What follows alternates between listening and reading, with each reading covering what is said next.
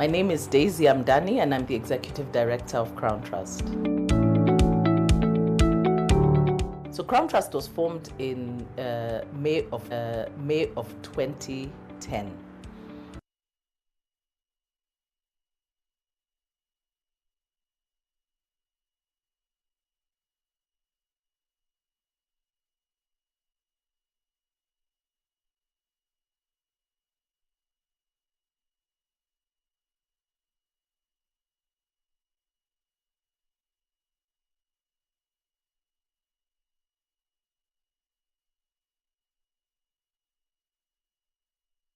Particularly of women.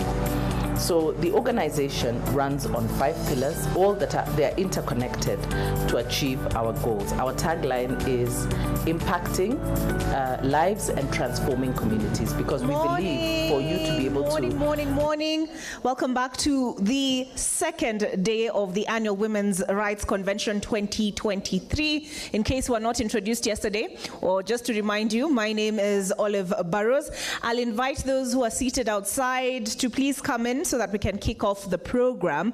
It was our intention that we would have our tea break snacks, but they are yet to set up, so we'll just go ahead with the program as it is. This morning we have one panel discussion before the tea break, another before lunch, and one after lunch before we deliberate on the action points. But first, I'd like us to begin with an opening prayer before we recap what transpired yesterday, what your takeaways were, what you're looking forward to here today. And as soon as we have the opening prayer, I want to also recognize those who have made this convention possible. But first, Cindy Kobe, if you could open with a word of prayer.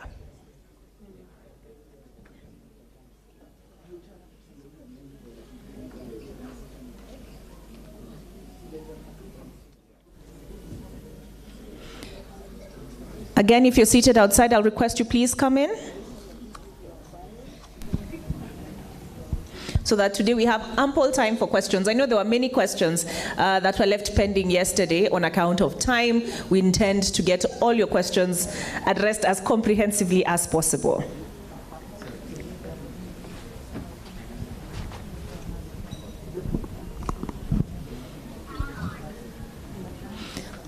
I believe I saw Cindy walking in.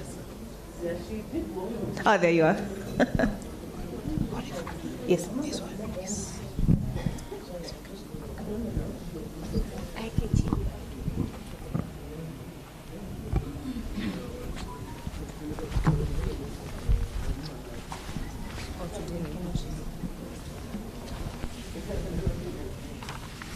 Let us believe and pray.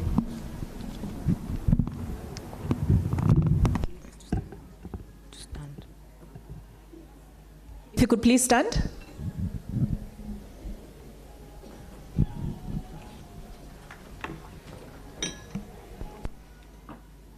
Let us believe and pray.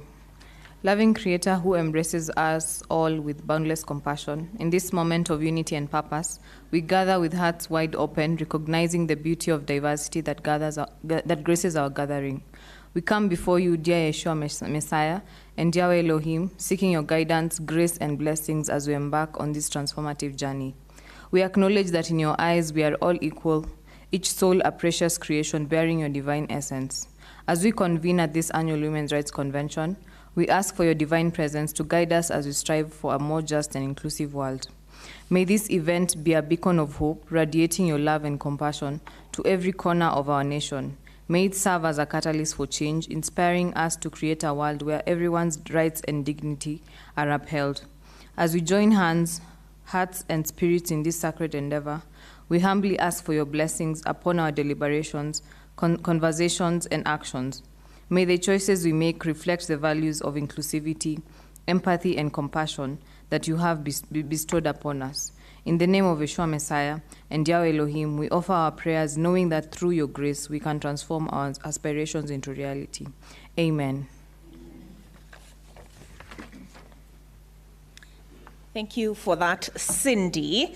And as we get the program started, I just want to acknowledge those who have made this convention possible.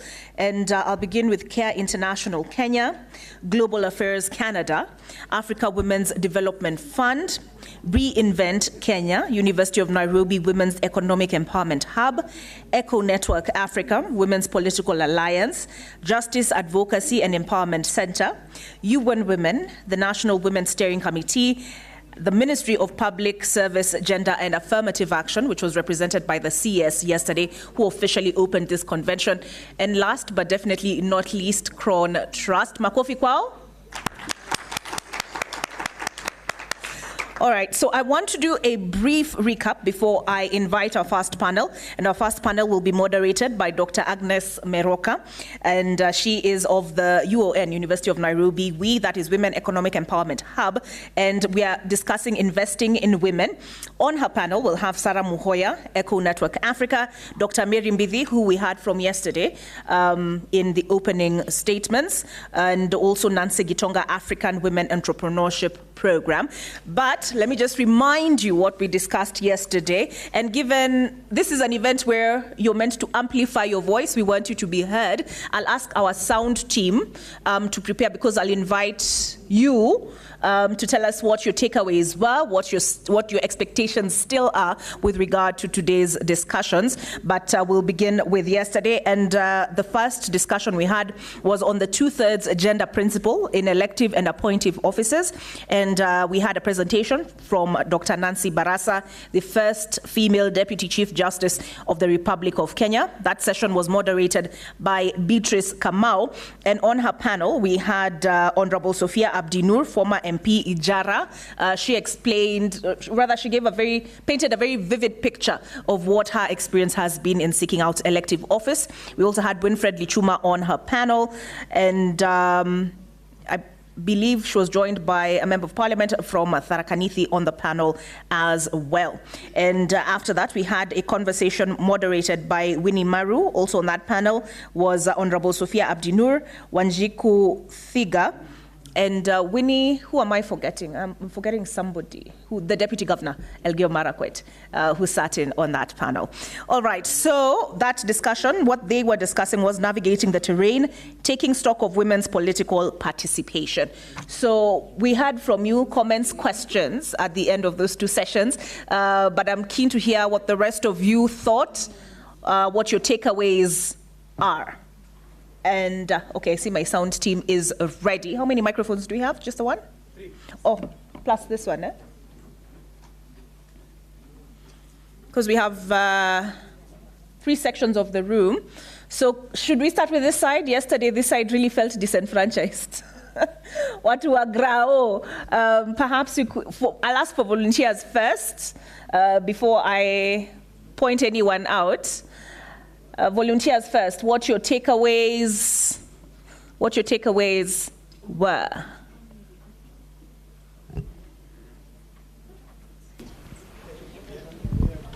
Good morning. My name is June. Yesterday was an amazing session. We had a great one. And my greatest lesson and what I took from this conference was we need to take our position. We need to go out there and get prepared. Mm-hmm. Things will not come in a silver platter. We need to get out and be there. Yes. Thank you so much. All right. Thank you for that. Anybody else from this side of the room who'd like to share or even talk about what you expected to hear or wanted to learn or find out, and maybe your expectation was not met? Perhaps we can see about getting that met today. Oh, there's a lady there. Thank you. Good morning. Good morning. So I just came in and with a breather, so glad that today we get to speak this morning. So I'm really happy. My name is Sophie from the World March of Women, and yesterday was a good day.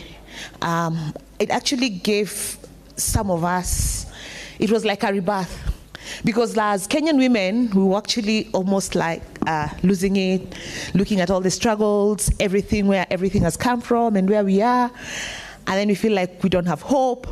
But what we had yesterday and strategies and the ideas that came out yesterday was amazing. And one of the questions that was also like I had from our table here, for burning hands there, someone was really just wondering the information that was given by Honorable Nancy Baraza was quite amazing. And people were just wondering, how do we get this information down on the ground? Because if we are talking about strategies and how to strengthen our women's movement, and we know that the greatest impact is actually on the ground. So how do you get all this great information that we're discussing in this room down to that woman who's at that ward level or the door level to get to understand, if you're saying that we are going to talk about women and the strategies we are making to get more positions for women, elective positions, then all this information needs to go down there. So how do we get it to the people? Yeah. All right. That is actually should be one of the challenges to our organizers to address. She's asking how to get this information. Well and good that we've heard it, but she's asking how do we disseminate it further. Do we have any questions from this portion of the room? Before, there's a video we have of a recap of yesterday, but first I wanted to get your thoughts. Any comments from this side of the room?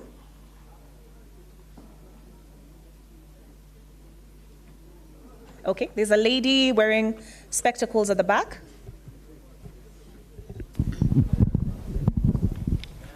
Okay, my name is Vexina Mweni. My name is Vexina Mweni. Mine is to say I'm so thankful because yesterday it was an amazing day.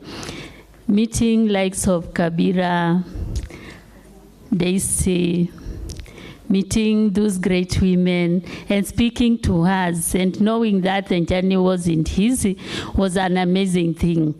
I think as we pick the baton, we have a challenge and it's upon us to make the decision. Where do we take the baton? For me, it was good to hear stories, and I think it is very important if we can document these stories. At times you find that we come together when we are looking for elective positions, when women are ready to go for elective position. But the people down there do not understand where the journey has, how the journey has been.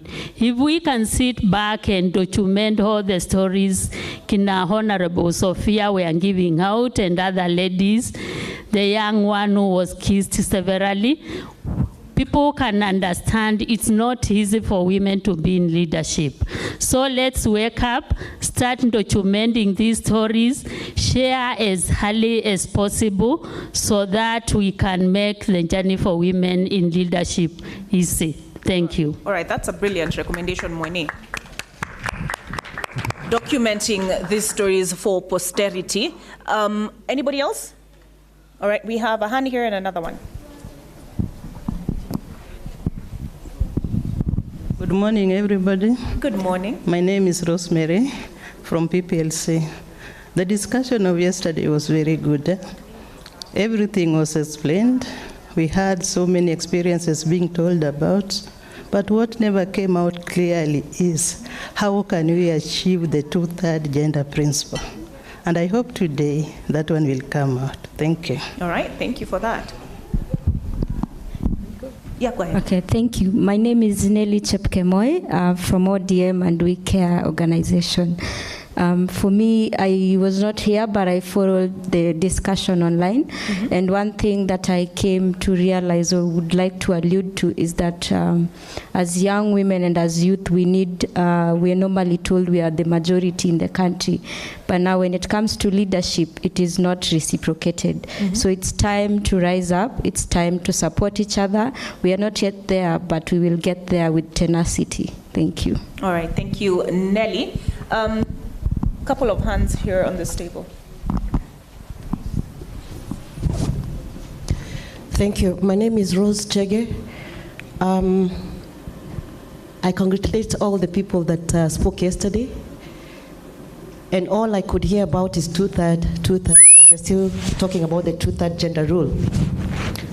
most of us, or me personally, I did not understand a thing. But every person who stood up spoke about the two-third gender rule. So if we know about the two-third gender rule, ikatakatwe vizuri, we get to know, then we can be able to go to the mashinani.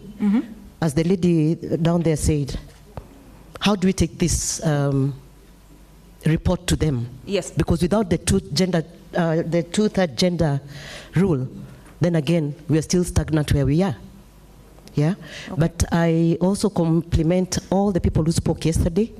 They were well putting their points out, and the information we got, I personally got a lot of information. And I'm still awaiting for the question time, because I'll stand up again. All right. Thank you very much.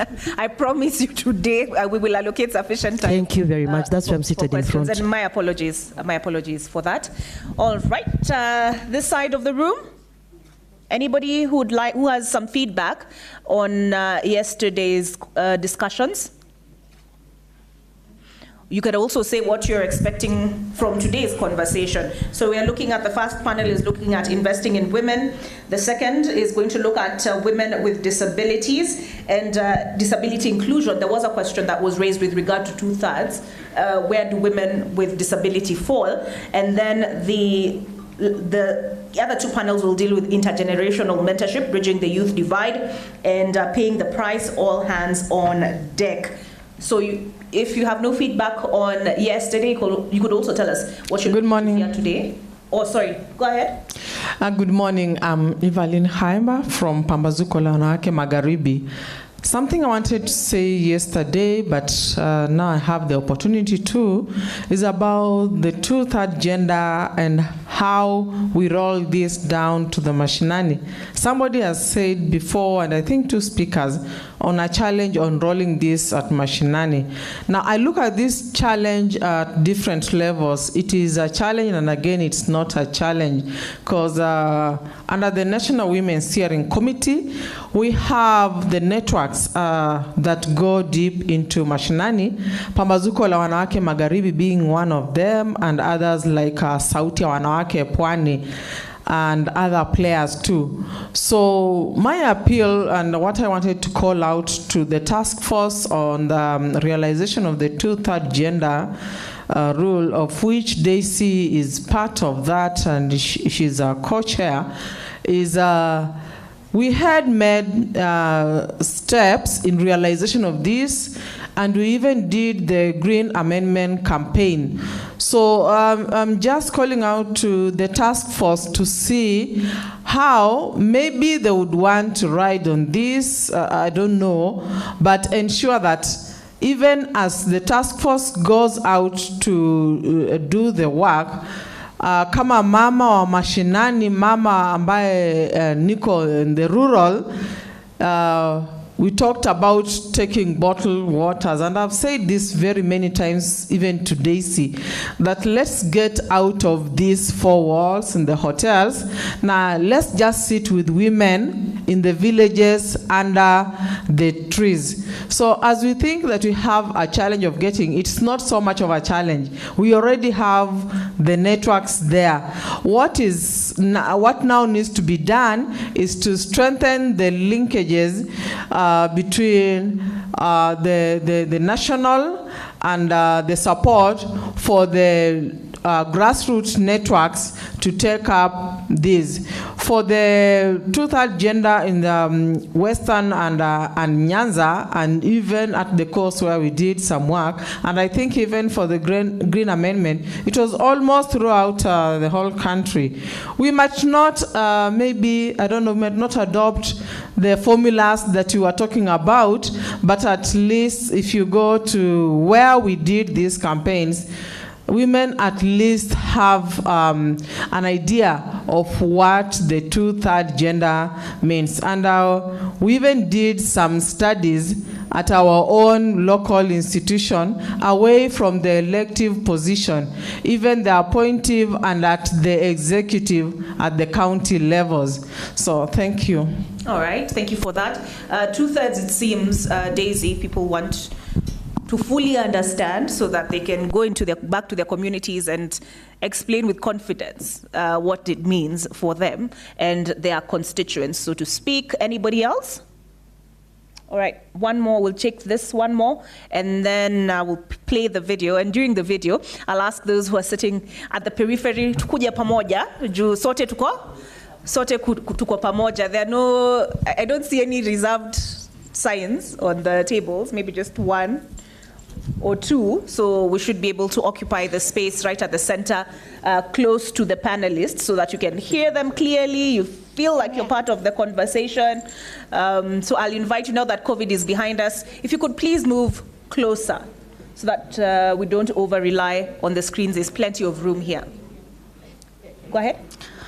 Good morning, everyone. My name is Anne Wanjiko from World March of Women.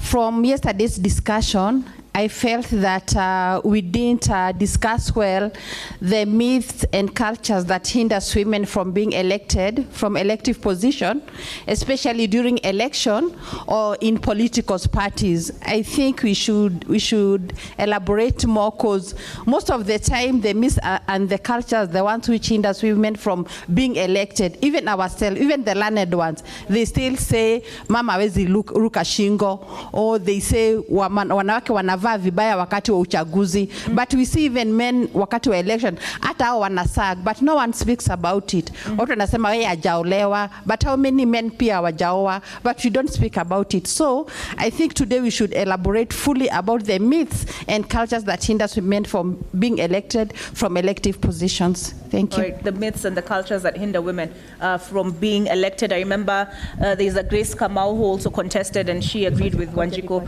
Thiga, who spoke yesterday. She said when she was campaigning, one of her, some elected officials said, ye kazi yake ni kuwekwa mimba na ekwe kwa nyumba. So she, I think, was making the same point that we need to address that.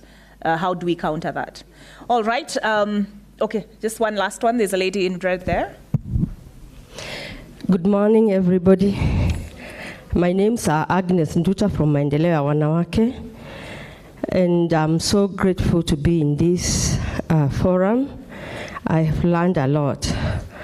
What I would say, what I heard from yesterday from politicians, is that how hard it has been for them going through this journey. And it's not only for them.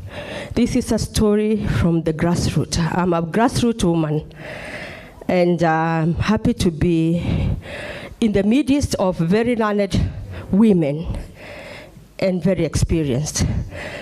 From my experience, I am a secretary in the ward, Maendeleo ya Wanawake. And when we were vying for those seats, it was not easy, because the senior women are the ones who were opposing us and bringing the people they want.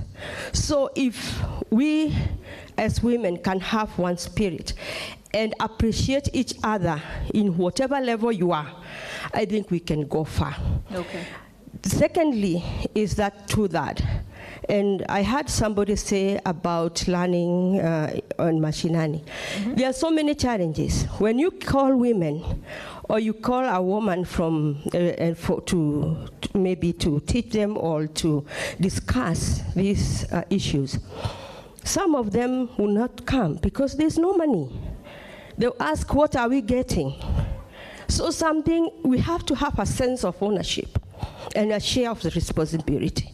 I don't know how, but I would love to see from this forum if we can do that from the very young girl from nursery school to the university level. That would be very nice. Thank you. Thank you. Nduta, did I get your name right? Nduta, yeah? Sorry? Did you say Nduta? Yeah, okay. Thank you for that contribution. Okay. I promise, very last one. Okay, good morning, everyone. Morning. My name is Esther Mwikali. I come from Women Political Alliance. I fight last time as the first of MCA, Komarokowat, Mbaka Central Constituency. But one challenge that faced us, especially women, is about the alliance, what we call this one, Azimio, and this one, those alliances, they affected us so much. So I was asking about what is the RPP doing about it? Is it legally abiding? Political parties are the ones which are legally abiding, because when you are Azimio, you are under Azimio, and your party, you are on a certain party, they were coming to campaign for one person who they chose. Not everyone who is in that alliance. So I was asking if ORPP can work around those alliances, because they affect people. I thought it's only political parties that is legally binding. So it affected so many people, because I was in NAC, somebody was in Jubilee. When they come, they just say, fought somebody from Jubilee. So I was wondering, then why did I register with a political party if they are against other parties which are in the same alliance? So thank you very much for that. Okay, thank you for sharing that with us. Okay, so I will leave that there. There will still be opportunity for you to give your feedback, ask your questions. But Daisy, what I'm hearing is, especially on two-thirds, there are a lot of unanswered questions that remain. Okay, so at this point, we're going to play a video that is a recap of the events yesterday. But as we play that, I'd like to invite Dr. Agnes Meroka and her panelists, that is Sarah Muhoya, Echo Network Africa, Dr. Mary Mbidhi, and Nancy Gitonga, if they could please be making their way up to the podium. Thank you.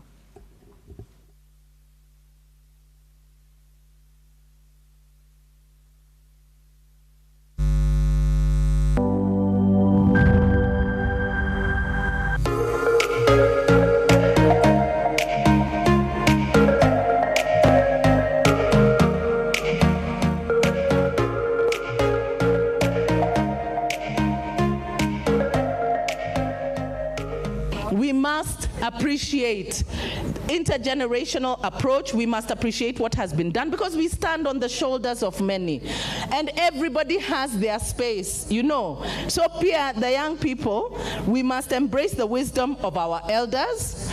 We must embrace the vigor of our youth, who are our greatest assets. And we must shape a leadership narrative that transcends the age gap and time. We must learn to celebrate one another. We are stronger together. Let us kindle the flame of hope within our hearts and channel our passion into actionable change. Through our collaborative efforts, let us weave a tapestry of inclusivity where every thread, regardless of its color or texture, contributes to a richer and a more vibrant Kenya and a better future for all of us. Thank you for joining us in this transformative agenda, and may our time together at this annual Women's Rights Convention inspire us to create the change we seek, to be the change that we want to see, and let us stand united, for in unity we can forge a path towards a Kenya that embodies that essence of Sote Pamoja. With Yahweh on our side, we cannot fail, and Kenya will be the richer for it. Thank you. Despite the challenges, women have navigated, broken the glass ceiling, making it into public, private institutions and communities. Women have excelled, and women have done business. Some of us, Secretary and I, from the 80s, and many other Kenyan women were involved, women who are not celebrated in an industry of export in this nation. And they did business, and these are stories which have gone not celebrated. Some have died, but those who are still alive will come to you, because those days Kenya did not even have foreign currency. It only liberalized in 1994, and the families went out into the markets and sold Kenyan handicrafts into the world and brought money into this nation. They need to be celebrated. So I have a clarion call to all duty bearers and other stakeholders represented here to work together towards the realization of two-third gender rule and in aspects of governance. To us, and to me specifically, gender equality is more than a goal in itself. It is a precondition for meeting the challenge of reducing poverty, promoting sustainable development, and building good governance. Women should embrace all the facets of leadership and never apologize for being a powerful woman, or being a leader, or voicing your ideas, because we are also Kenyans. And if Kenyans have rights, and I add with what Hillary Clinton once said, that women's rights are human rights. Thank you very much. Ladies in this room, that there is no force more powerful than a woman determined to rise. That force is very, very powerful. We are not putting a fight to fight men, but we are fighting for a human right. Yes. Because women's rights are human rights. According to the World Economic Forum gender data, Kenya has made a significant leap in the Gender Development Index, moving from position 118 in 2018 to an impressive position 56 in 2022 globally. We made a significant positive change in a number of areas. For instance, for elected women in National Assembly, we have 29 from 23. From 3 governors to now 7. From 97 to 115 at the county assembly. Sound progress has been made in promoting positive social norms, attitudes, and behaviors that prevent gender-based violence. This is evidenced in the Kenya Demographic Health Survey 2023, which indicated some decrease for women and girls aged 15 to 49. I am committed to an inclusive process, leaving no one behind.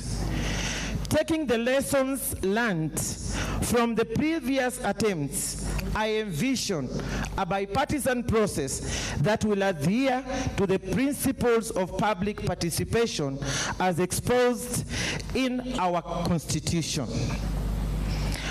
Further, we are currently implementing the 9-point agenda that covers critical areas, which include economic empowerment, gender equality in leadership, combating gender-based violence, and safeguarding women's land rights. I value the support that organizations represented here have given to government through Gender Sector Working Group in my ministry and beyond. I look forward to receiving the proceeding of this convention for implementation through partnership and collaboration.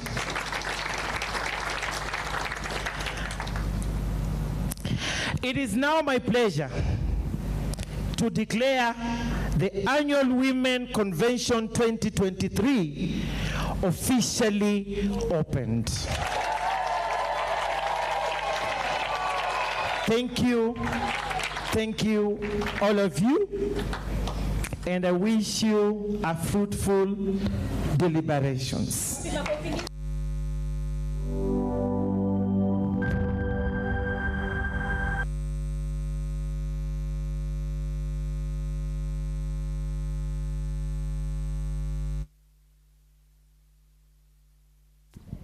Good morning. Good morning, ladies. Good morning, gentlemen.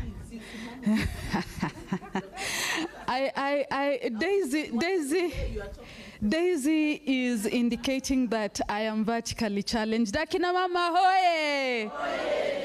Akina baba hoye!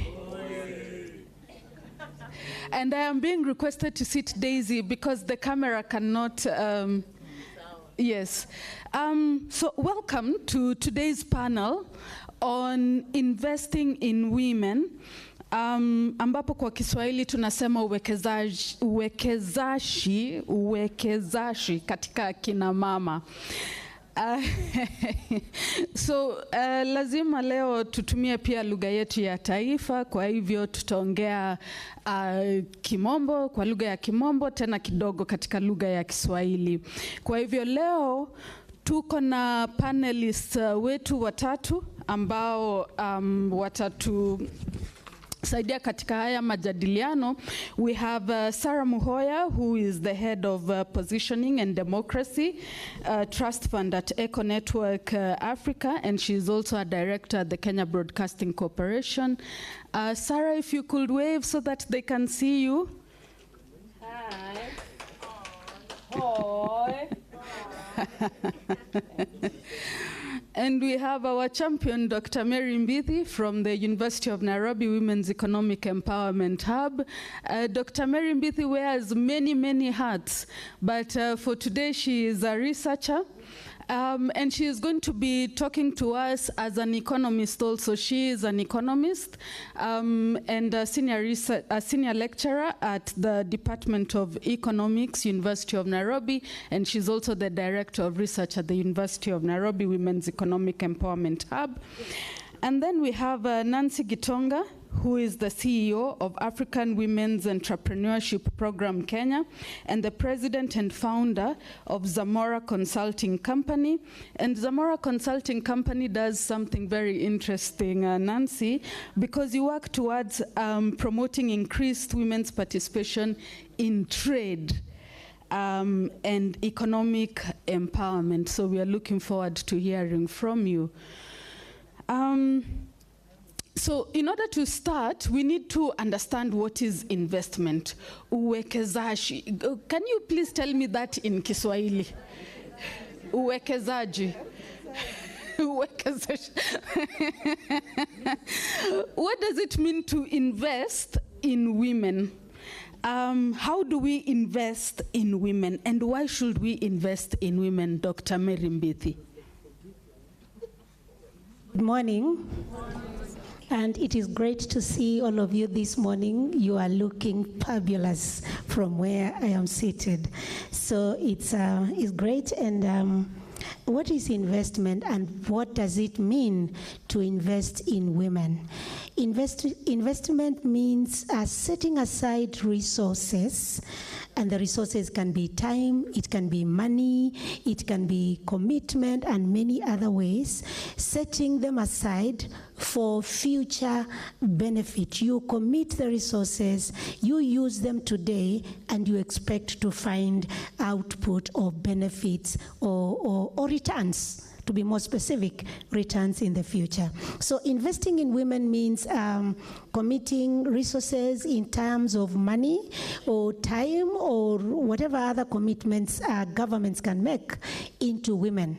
The women themselves, as well as the women's work or the sectors that support women's work. So when this is done, then it means the women themselves will develop, and it can also mean that committing resources in those sectors where women work most, such as areas related to food production, food preparation, such as in energy sector, and also health, because that is the area where women's work is normally is. Women spend a lot of work in those areas, and because of women spend a lot of time in those areas, and those areas contribute to what we call unpaid care work, and therefore they become a barrier, because time spent in doing unpaid care work, which is very important for the family and is done with a lot of love, it means that time spent there, then it cannot be spent in doing other activities. So it's about spending, money on those sectors so that the work for women and paid care work goes down, and this sets time for women to get involved in the other areas. How do we invest in women? We need to invest in these sectors both from the public spaces through government and government actions, government commitments in resources, as well as in the private sector or in the corporate world. Because again, the barriers that keep women from participating in the economy and contributing to development, we can find them both in the private space of work, in the corporate world, as well as the public sector. So for government, it can take commitments to reducing the barriers to women's participation. It can also take actions to enhancing women's participation, including ensuring access of women to finances to do business, including, investing in girls' education and provision of the necessary information for them to be able to participate in opportunities that come up in the economy. And the private sector, again, they need to commit resources to support women to overcome the barriers that make them not participate in leadership or participate in the workplace in a way that simplifies their doing this. Now, why is it important to invest in women? It is important to invest in women because investment in women has a multiplier impact, or simply a ripple impact that trickles down to the whole economy. You invest on the women, we know this will touch in the children, it will touch in the family, it will touch in the community, and it will touch in the whole economy. When we invest in girls, and especially girls' education, we know that, for example, in Kenya, the recent report from the Kenya National Bureau of Statistics, Kenya Demographic and Health Survey shows that teenage pregnancies in Kenya is about 15%. And this is a big number of people that will drop out from school. So what happens next? It's necessary to invest in finding out what we can do to these people, because when we spend $1 investing in a girl, we know that our future will be better by over $20. That is very important, because we invest today and expect to find the returns in the future. Thank you. Thank you, Dr. Mbithi. And allow me to just bring this conversation home. I don't know, looking at the audience, I don't know how many of us woke up and had to do a couple of things which Dr. Mbithi is talking about. How many of us had to prepare breakfast, prepare people? I can see Winnie Maru saying that she had to do all those things. Gentlemen, how many of you had to do that? Prepare breakfast, make sure people are ready to go out to work? How many? The ladies, how many of you did that this morning? So you can see where Dr. Mbithi is heading, right? There is a lot of unpaid care work, and we need to think about it. And there are many other things that we need to think about that prevent women from getting into positions of leadership. But I want to come to you now, Sarah. What sorts of investments do we need to make in order to promote women's leadership? We're talking about the 2/3 gender rule, and yesterday we had Dr. Nancy Baraza, Winnie Lichuma, and the experiences of women in politics. Basically, they are saying, once you get into that position of leadership, nobody wants to know that you are now, you have this position of leadership, which is in the public space, but they still expect you, uko na majukumu nyumbani, you must still undertake those, your responsibilities within the home, and sometimes there can be a clash. So what sorts of investments do we need in order to promote women's leadership in this country? Thank you. Thank you very much.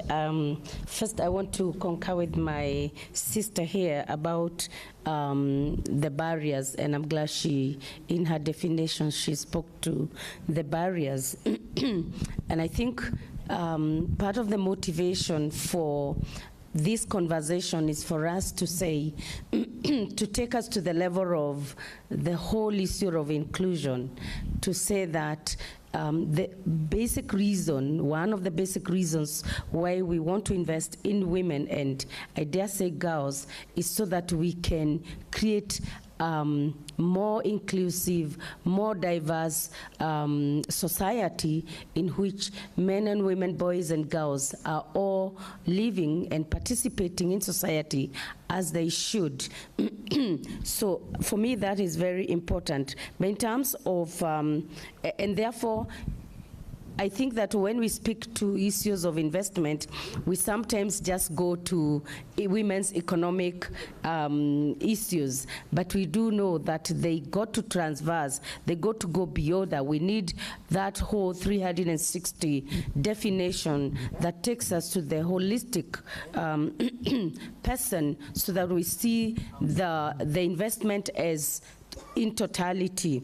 And so in terms of what sort of investment we need to do, I think for starters, we do need to appreciate the value that women bring. And I want to say girls and women, because the minute you don't see the value of a girl, and you just see the value of that girl as only fetching water, carrying firewood, I don't know in Nairobi what they do, washing dishes. These days they are washing machines, so you know, maybe definitions have changed. But we need to start by appreciating the value that women bring to the table. And those of us who have grown up either in rural Kenya or in urban areas, we know that it is the women majorly who carry the bulk of the, you know, of children, of their families, etc. But I don't think that even the value of the women leaders that we often criticize has been appreciated.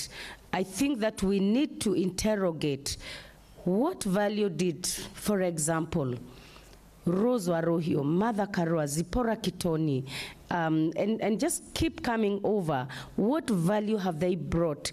And they have brought a lot of value, even in leadership. So we are more full of criticism than seeing what it is they have brought to the table.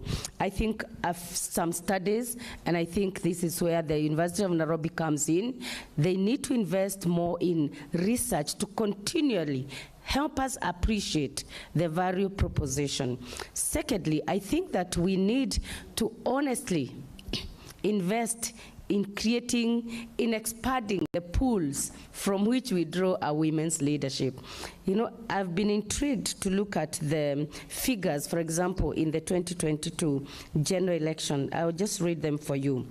We had a total of 16,100 candidates, like from president to MCA, including the women reps. There were 16,100. Out of those, we had a total of 14,101 male candidates. You can see where I'm leading to. So basically, we only had a total of 1,999 women candidates, like in total. So what were our results? Out of the 14,101 men who ran, we recorded 1,682 successful men who are right now holding various leadership positions in the country, elective, that is. How many women? Including the 47, the 200 women. What that tells us is that our pool is so small that it can't yield numbers. It doesn't matter, Daisy, what we do. We give them lessons, we give them posters. They are so small, and I think Dr. Nancy Baraza pointed to that fact. So we do need to invest in and expanding the pool of women who are ready, willing, prepared, knowledgeable, capable to run successful campaigns and to hold leadership. Now, what that also says is that we also need to invest, once they are in, we need to invest in their agenda. What is their agenda? What change will they make?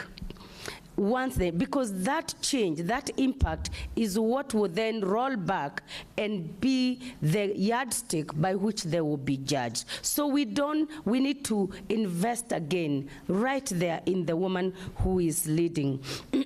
And I think finally, because we can't exhaust all the things that we can do, we need to invest very seriously in massive, massive campaigns for the public to understand that it is not a gift to women to lead. It is not welfare. It is actually a right, beyond a right. It is important for all of us. And finally, we need to invest in collaborations. I've spoken about the role that the University of Nairobi can play. If you look at that, you will see the role that KEWOPA can play. You see a role that those of us who are like Democracy Trust, Fadeco Network Africa, Crowne Trust, etc., can play. So we need to invest again in collaborations and enhancing partnerships so that then we can, as the UN Women keep saying, deliver as one. So I think there is a huge investment that needs to go on, but I can't stop before I say, we're always asking, where are the women? We need to invest in mining the women. And ladies and gentlemen, our women are not here. They're here, but they're more elsewhere. Our women are in chamas. Our women are in the faith-based communities, in churches, in mosques. Our women are in the tea farms. Our women are everywhere, but not the usual normal spaces. So we need to go to those spaces where we will find the women. We mind them, we educate them, we identify them, we tap them, we train them, work together, and basically just do what we haven't done or go beyond what we haven't done so that we move ourselves into completely transformative and innovative approaches that will then, we can then invest in. And it is not about money here. For me, it's more about the ideas, the concepts, because I'm a believer in that money follows ideas, not the other way around. Thank you. Thank you so much for that, Sarah. And I think the rallying call you're giving us is we need holistic investments in women, not just to get women into positions of leadership, but to keep them there. Thank you.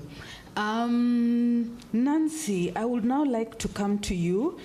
And my question to you is, what then are the sorts of investments that are likely to benefit women? Where should we be saying this is where we should invest if we intend to benefit women, whether it is women in leadership, whether it is women's enterprises, whether it is women in different sectors?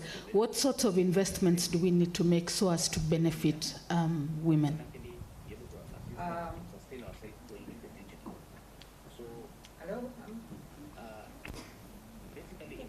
Sorry, thank you. Thank you very much, Daktari.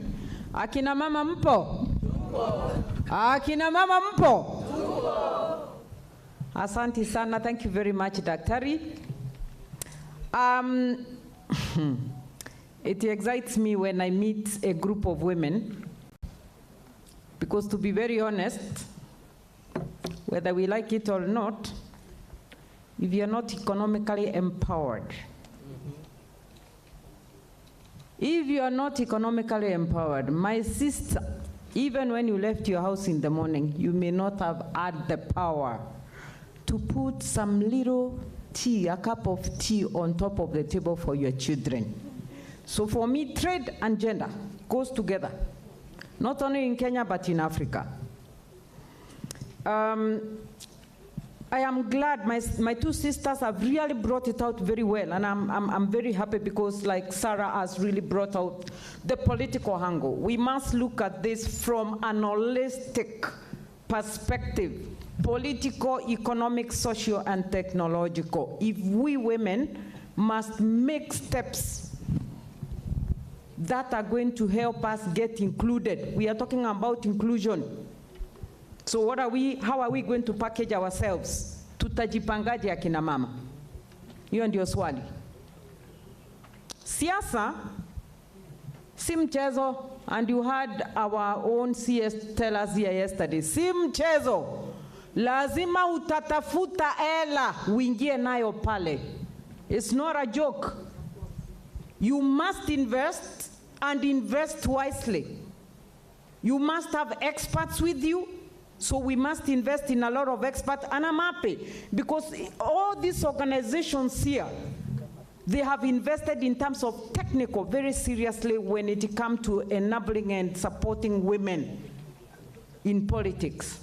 Economically, institutions like Econet, some of them who are here, Econet, Work Africa and all that, we've worked with them. Economically, they know the value and they're investing very seriously when it comes to economic. Socio, all these institutions here, this has really worked herself crazy all her life since she was a young girl to help bring out that social aspect that is going to empower the woman to get herself out there, well packaged. Technology is here with us today. Whether we like it or not, we can't run away, so we must really invest in it and see how we women, how can we get using the technology today. I love all the young women here. My young girls. They are champions of using technology. And even in my own organization, what we are trying to do, we are identifying the young, the youth, who are very quick with technology, and we are linking them up to seasoned business women who they sit down, they develop for them programs, they go into social marketing, marketing online for them. So for us, if we must move to the next level, then technology is very important. So those four things must come together. Now, going back into investment, me, like I told you, friends, the only thing I understand is how a woman can make money. Please. And I'm not apologetic about it. A woman must make money. Because when you have money, I was listening to Nduta. Nduta, where are you, my dear sister? Nduta said we struggled. We didn't know where to begin. And if we investigate, at the end of the day, honestly speaking, it was about, does she have enough financial support to get herself on the ground to do proper campaigns? Ladies, let me tell you, we need to make money. Number one, equity. For those of us who are in business, the best investment, and I'm talking about you as an investor. How do you, as a woman, become an investor? Desi and the team, they are doing very well trying to bring investors to us. Whether it's political, there are those who are coming to invest. If it is, there are those who are coming to invest. Econet, Work Africa, they are doing whatever they must do because of the economic investment. But you as a woman, equity, if you have a business, you are struggling. My sister, just look for a partner. Sell part of the company. Sink in the capital. Don't struggle. We own ideas. Friends and relatives is another source. Our Asian brothers, listen to me. I have a couple of them who are very dear and personal friends. Yeah. They invest within their friends and within their relatives. Go and give an Asian brother a building like this to build. You bring his cousin to supply the cement. He will bring the other brother to bring the construction machines. He will bring the other who is going to provide the network and relationship so that he can get the loan at the whatever bank. He will bring the other who is going to supply XYZ. What happens to us as Africans? Wa ukipewa kazi na sister yako, unanyakua, unaenda mara kijijini, vita ndio hiyo. Tuseme ukweli, let's be very honest to ourselves. Wivu. Hautaki kuona dadako akiwa nao bwana. Unaanza kufikiri tangu dese apandishwe cheo, siku hizi akiingia huku hata asalimianangi. Tangu aanze kuendeza ile Prado yako ile dese. Siku hizi asalimianangi. That is not acceptable in the business realm, friends. We have to grow up, we have to stir up. Kitu ingine mimi napenda sana, Tanzania kule tunaiita vikoba. In Kenya we call them chamas. A beautiful investment, let me tell you, friends. You throw in that coin of yours at the end of the year. When they break, they kuvunja vikoba. Kuvunja. You go back home with your 300,000, 500,000, and it may look not regulated by the CBK, which is true, unlike SACCOs, but it's another good way of investing, because in business we have two sets of women. We have those who are in formal businesses, we have those who are in informal businesses. Those who are in those we call informal, they are 70%, they are the majority. But you see the chama, the vikoba thing, they come to help you to become an investor. You become an investor in your own self. SACCOs, I love it. When I go to town and I see all the matatus, when you go to the markets, it's this and this and this SACCO. SACCO movement is very powerful, cooperative. It's another way you as a woman, I said I'll talk about you, how you can become an investor. Allow me to give a good example as I finalize. Esther Passaris was a businesswoman. Yes. She invested in business, grew up learning. Today she's in politics. We need to give clap to her. Let us look at our sister, Croce. Yes. Doesn't matter whether beaten left and center. She's one of the Africans' top. Tabitha is one of the top African women business owners. Today, look at her. She's risen and she's right on top there. So, sisters, let me tell you, our banks, traditional banks, they are giving boats. They are selling boats. Minimum 100,000. Today, one of the best-selling boats, sisters, is the infrastructure one. But nobody talks about it. There are no taxation in it. Really? Oh, yes. And guess how much even some of them are going for? 13.8%. Yes. Big money. Big boys are making money because they have all this information with them. We have no information. So, bandada kuweka kale kapesa kako pale in that account, unaingia pale unainvest. Wanaume siku hizi wanainvest in those infrastructure boards because the government needs money. Wanangojea mishahara wakiwa wamelala kwa mabibi zao. If you ask him where he's getting this money, he's not telling you. I think I want to make my final call and say, sisters, while others are investing in us, please invest in yourself. Invest in something. Teach us. I am here to teach you. Let me just take it back to Daktari. Then she will show us how we can come in and see how we can. We will, at the end of the day, we will live here as investors. Thank you very much.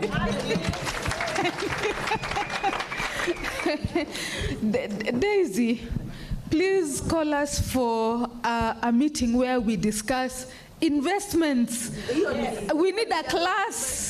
Nancy, Baliana na Beatrice, we are doing it ASAP. Wajua sisi tunaelewa tu nunua kashamba, fuga hivi kidogo, mboga kidogo. Sasa tunataka kujua hii bonds yenye haina tax, sababu tax inatumaliza.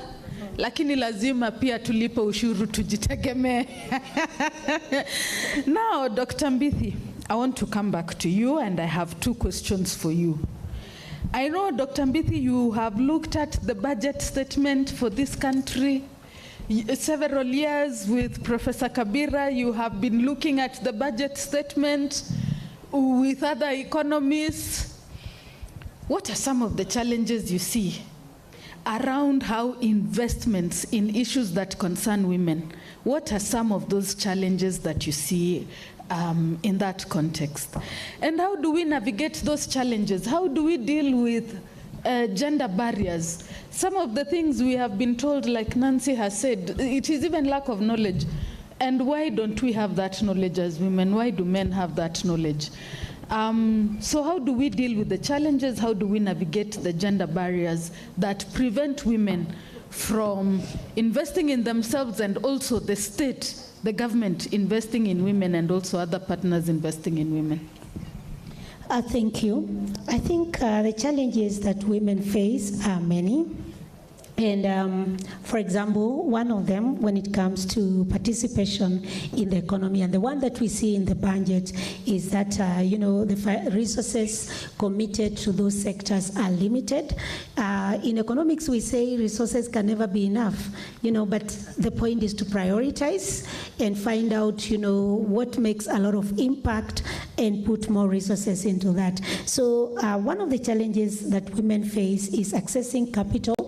And with regards to budgets, we find that little amounts of money are committed to affirmative action funds, for example. And that goes down to mean that when women access these funds as a group, then they will end up accessing very little funds, which they may not be able to use. They may access them, yes, but the size of those loans are small for them to make those big investments and invest in those big bonds, for example, such as infrastructure bonds and others. So they end up getting like 5,000 or 10,000, which again is limiting. So availability of resources is a big challenge. And why do women find this particularly a challenge? Of course, it's the issues of collateral and so on. And therefore, they find that affirmative action funds, which have less requirements, what they can access there is a little bit much less. So the other thing, Nancy has very aptly talked about it, is limited access to information about the opportunities that exist. We've just heard about the infrastructure bonds. WeHub has done a study in many counties in Kenya, and they were asking them, have you heard of Women Enterprise Fund? And it was shocking to find that only 49% of the women that we talked to in 4 counties in Kenya, and that can be extended to mean the whole of Kenya, we found that 49% of the women we spoke to had heard about Women Enterprise Fund. But I think Women Enterprise Fund is one of the funds where women can easily access, and it's affirmative action funds, but women don't know. So that is one of the simplest a way of showing limitations in information.